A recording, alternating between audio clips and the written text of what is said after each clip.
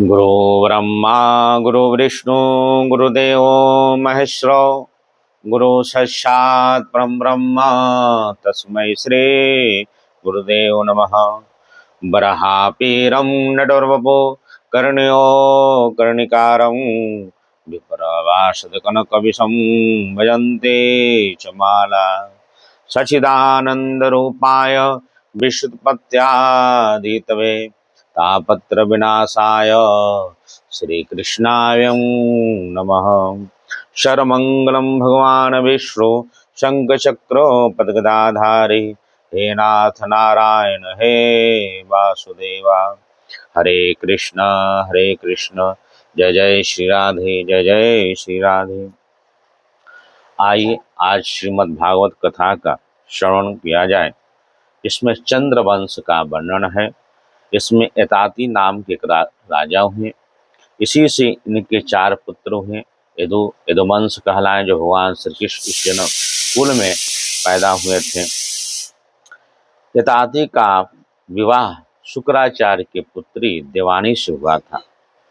जब राजा परीक्षित को भगवान सुखदेव कथा सुनाव कराए थे, परीक्षित ने प्रश्न किया, हे भगवान शुक्राचार्य तो ब्राह्मण थे और यताति क्षत्रिय, फिर ब्राह्मण कन्या और क्षत्रिय वर का प्रतिरूप उल्टा विवाह कैसे हो गया?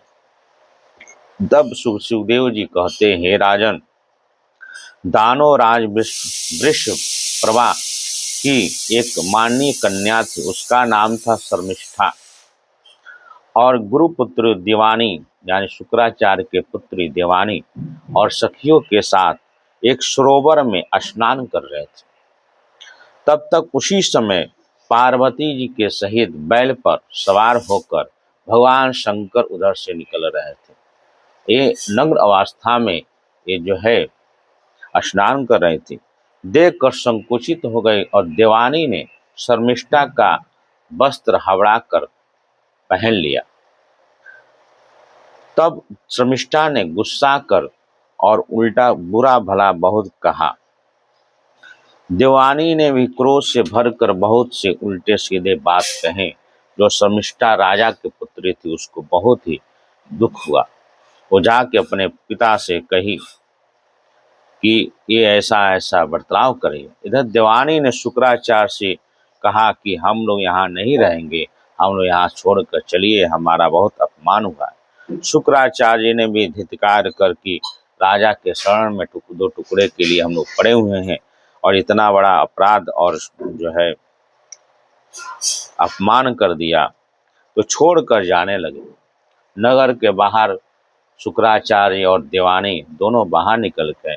इधर रादानो राज वृप वर्षा ने जब देखा कि हमारे गुरुदेव हमको त्याग कर जा रहे हैं, तो दौड़कर उनके चरणों में प्रणाम किया और क्षमा मांगी कि क्षमा कर दीजिए। तब देवानी ने एक शर्त रखा कि मैं यताति राजा से विवाह करना चाहती हूँ और जो आपकी पुत्री शर्मिष्ठा है मेरी दासी बनकर वहां रहेगी।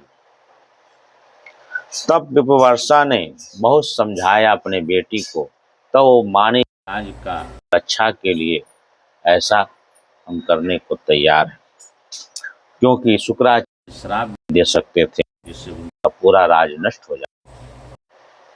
तब देवानी ने राजा यताति से विवाह किया और शर्मिष्ठा दासी रूप में वहां पर गई और भी दासियां थीं।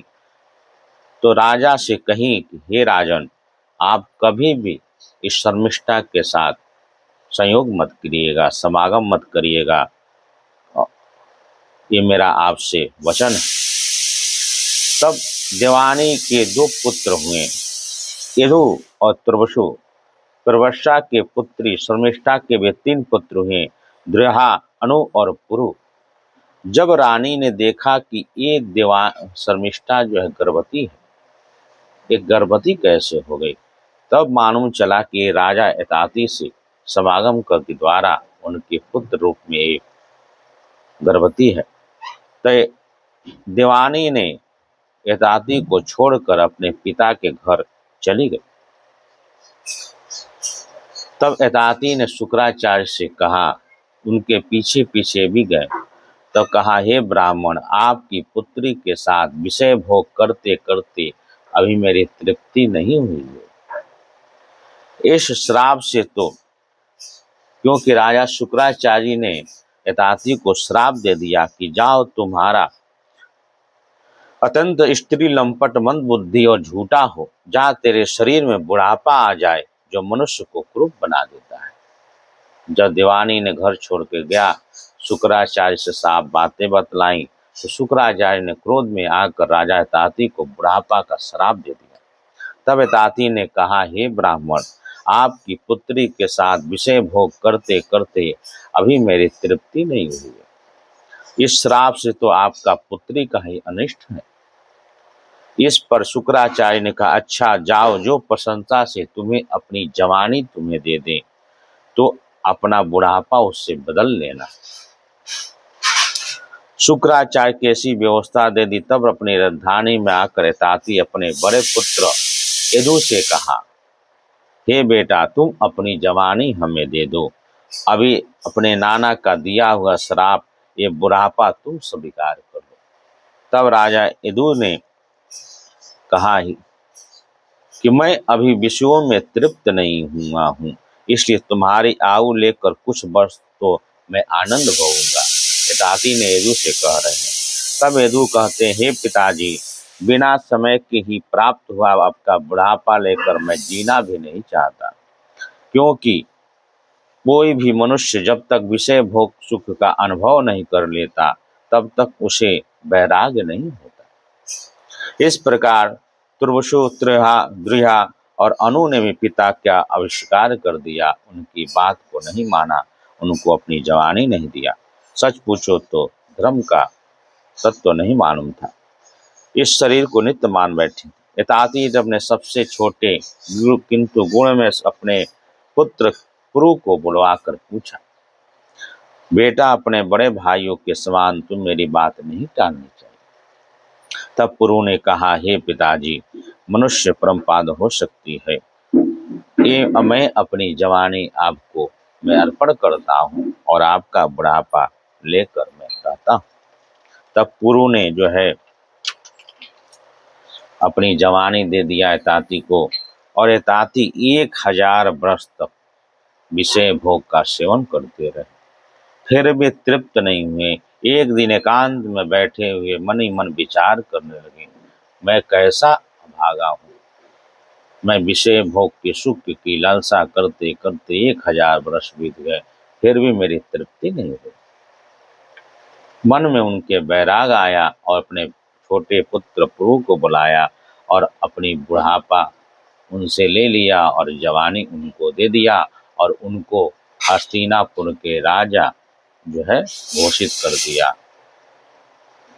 ये थी आज यताति ग्रह की कथा।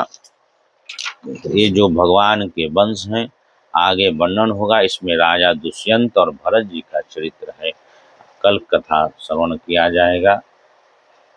इसमें बहुत से अनेक दिव्य लीलाएं की कथा है।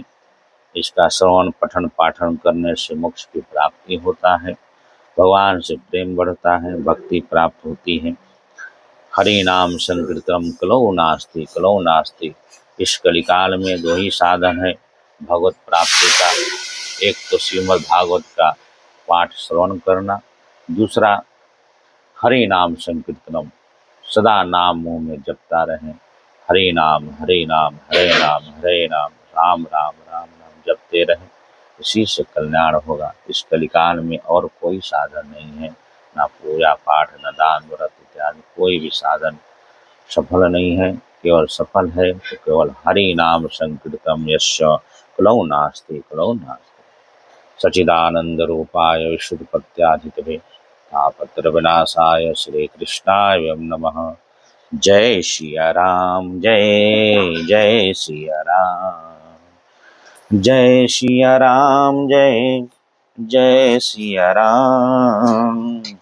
मंगल मूर्ति मारुति धाम, जय सिया राम, जय जय सिया राम, जय सिया राम, जय जय सिया राम।